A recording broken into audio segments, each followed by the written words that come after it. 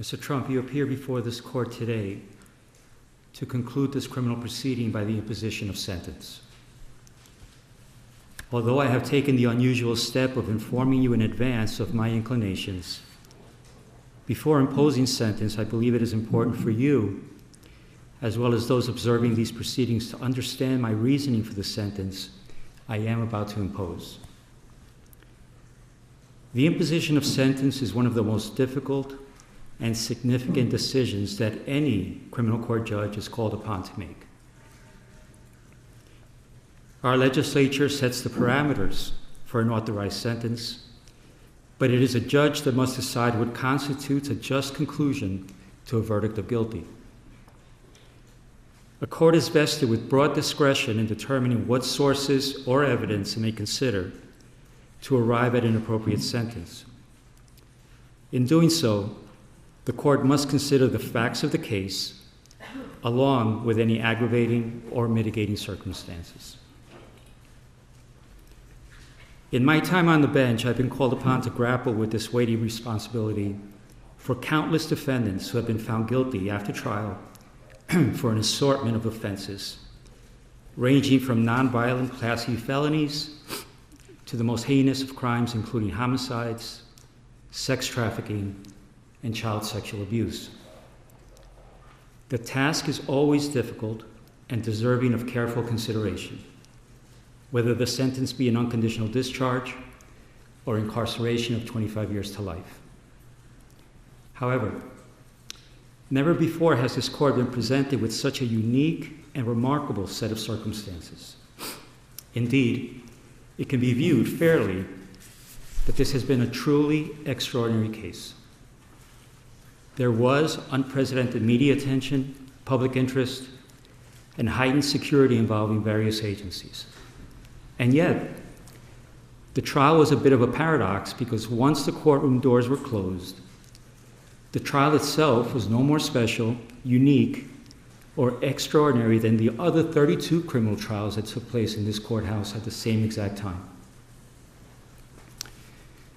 Jury selection was conducted, the same rules of evidence were followed, opening statements were made, witnesses called and cross-examined, evidence presented, summations delivered. The same burden of proof was applied, and a jury made up of ordinary citizens delivered a verdict. And it was all conducted pursuant to the rules of procedure and guided by the law.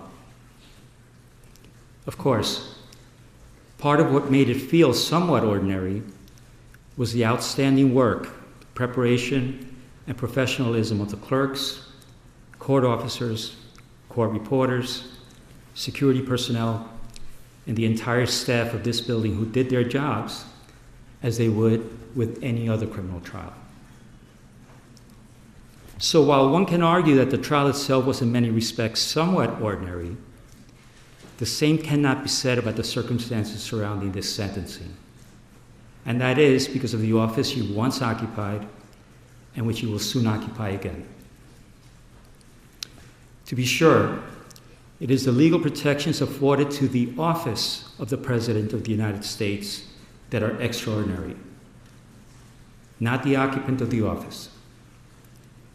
The legal protections, especially within the context of a criminal prosecution, afforded to the office of the President have been laid out by our founders, the Constitution, and most recently interpreted by the United States Supreme Court in the matter of Trump versus the United States, which was decided on July 1st, 2024.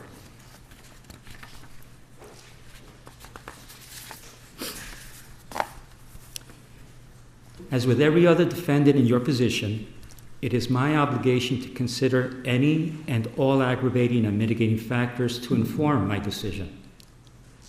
Some of those aggravating factors have already been articulated in my Sandoval ruling at the start of this trial and by my recent written decisions on December 16th and January 3rd.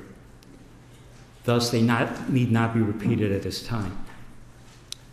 However, the considerable, indeed, extraordinary legal protections afforded by the office of the Chief Executive is a factor that overrides all others. To be clear, The protections afforded the office of the president are not a mitigating factor. They do not reduce the seriousness of the crime or justify its commission in any way. The protections are, however, a legal mandate which, pursuant to the rule of law, this court must respect and follow. However, despite the extraordinary breadth of those protections, one power they do not provide is the power to erase a jury verdict. It is clear from legal precedent, which until July 1st was scarce, that Donald Trump, the ordinary citizen, Donald Trump, the criminal defendant, would not be entitled to such considerable protections. I'm referring to protections that extend well beyond those afforded the average defendant who winds their way through the criminal justice system each day. No, ordinary citizens do not receive those legal protections.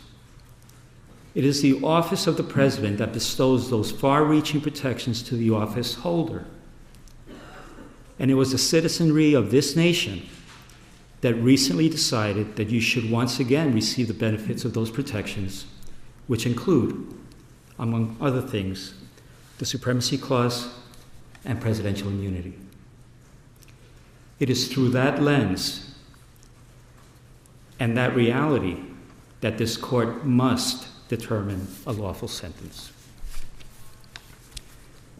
After careful analysis, in obedience to governing mandates, and pursuant to the rule of law, this court has determined that the only lawful sentence that permits entry of a judgment of conviction without encroaching upon the highest office in the land is an unconditional discharge, which the New York State Legislature has determined is a lawful and permissible sentence for the crime of falsifying business records in the first degree. Therefore, at this time, I impose that sentence to cover all 34 counts. Sir, I wish you Godspeed as you assume your second term in office. Thank you.